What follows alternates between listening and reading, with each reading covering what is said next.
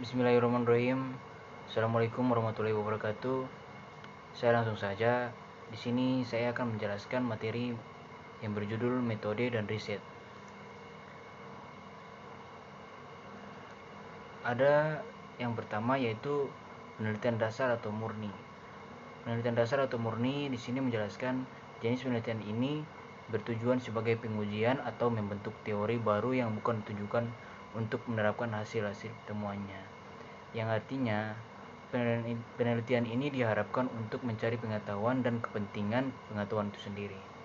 Yang kedua, penelitian terapan atau pengembangan.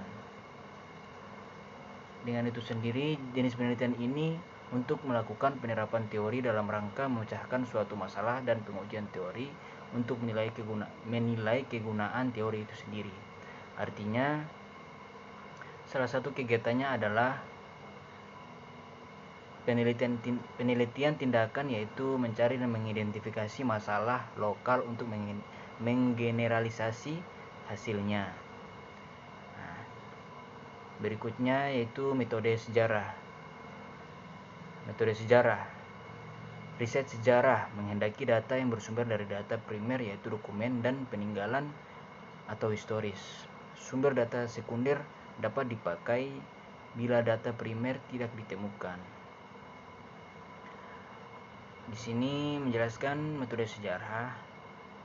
Pusat perhatiannya yaitu sejarah dalam membuat laporan penelitian diarahkan pada masalah mekanis dokumentasi, masalah logis pemilihan dan penyusunan topik, dan masalah filosofi penafsirannya. Berikutnya di sini yaitu metode deskriptif. Metode deskriptif menjelaskan atau bertujuan untuk menggambarkan sifat sesuatu yang tengah berlangsung pada saat riset dilakukan dan memeriksa sebab-sebab dari suatu gejala tertentu. Tujuan dari metode deskriptif itu sendiri yaitu untuk menjawab pertanyaan yang menyangkut sesuatu pada saat berlangsungnya proses riset.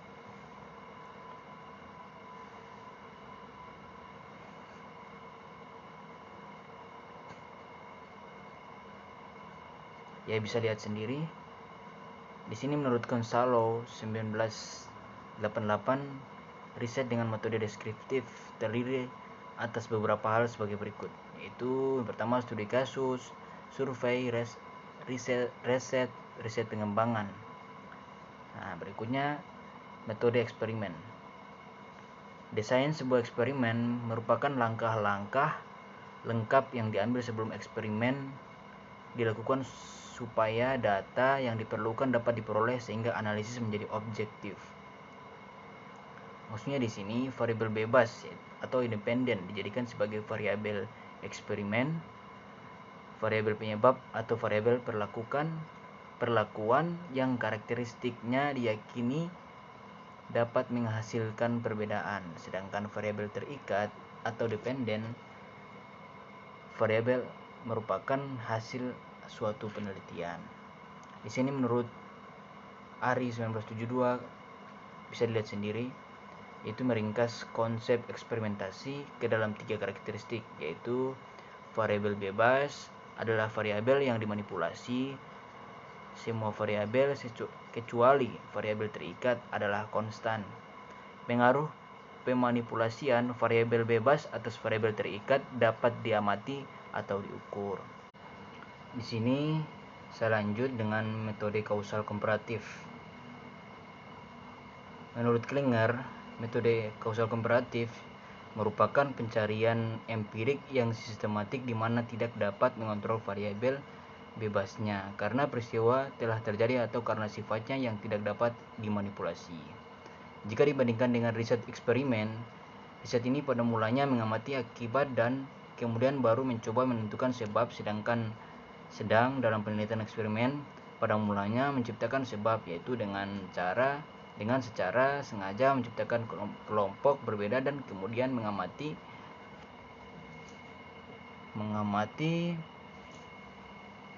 akibat perbedaan tersebut pada variabel terikat.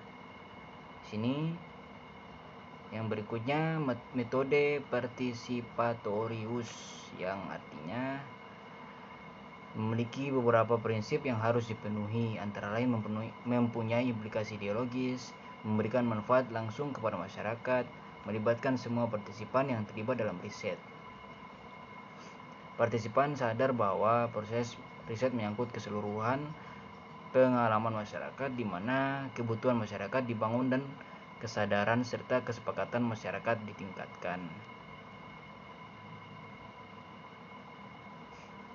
Nah, di sini masuk dengan materi kedua, yaitu desain riset. Desain riset di sini merupakan metode dalam praktek diperlukan suatu desain yang sesuai dengan kondisi serta seimbang dalam hal kedalaman dan keluasan riset yang akan dilakukan. Desain riset juga merupakan sebuah proses semua proses yang diperlukan dalam hal perencanaan dan pelaksanaan penelitian. Di sini ada beberapa jenis-jenis desain riset, yaitu desain riset eksploratory maksudnya. Maaf. Yang kedua, desain deskriptif. Yang ketiga, desain kausal. Desain eksploratory itu yang maksudnya dapat dikatakan sebagai langkah pertama yang diharapkan dapat dipakai untuk merumuskan persoalan, di mana pemecahannya dapat memakai jenis riset yang lain. Yang kedua di sini yaitu desain deskriptif. Desain deskriptif di sini bertujuan untuk menguraikan sifat atau karakteristik suatu fenomena tertentu. Dalam desain ini, sebisa mungkin jangan terlalu membuat kesimpulan yang terlalu jauh atas data yang ada, karena tujuan dari desain ini hanya mengumpulkan fakta dan menguraikan secara menyeluruh, dan biasanya langsung digunakan sebagai dasar untuk membuat keputusan-keputusan. Yang ketiga yaitu desain kausal. Ya, desain kausal di sini menganalisis hubungan antara suatu variabel dengan variabel lainnya. Sifat hubungan yang mungkin terjadi di antara variabel-variabel ini ada 3, yaitu simetris, asimetris, dan timbal balik. Nah, ini tipologi data diartikan sebagai suatu fakta yang menggambarkan lewat angka, simbol, kode, dan lain-lain. Berikut ini pengelompokan data disesuaikan pengelompokan data yang sesuai karakteristiknya. Yang pertama yaitu data primer dan sekunder. Yang kedua data internal dan eksternal, data time series dan cross section, data dengan variabel bebas, independen, dan variabel terikat atau dependen. Yang kelima data berskala. Di sini yang maksudnya data primer dan sekunder yaitu merupakan data yang dapat dari sumber pertama, baik dan dari individu seperti hasil wawancara atau hasil pengisian kuesioner yang biasa dilakukan peneliti. Dan data sekunder merupakan data primer yang telah diolah lebih lanjut dan disajikan baik oleh pihak pengumpulan data primer atau pihak lain, misalnya dalam bentuk tabel atau diagram. Yang kedua yaitu data internal dan eksternal. Di sini data internal dan eksternal yang merupakan data internal yang merupakan data yang dapat dari dalam perusahaan atau organisasi di mana riset dilakukan. Misalnya, bila periset akan meneliti perkembangan usaha suatu produk tertentu, ia dapat mencari data dari perusahaan yang bersangkutan. Jika ia mendapatkannya dari luar perusahaan itu, misalnya dari Biro Pusat Statistik, maka data itu disebut data sekunder.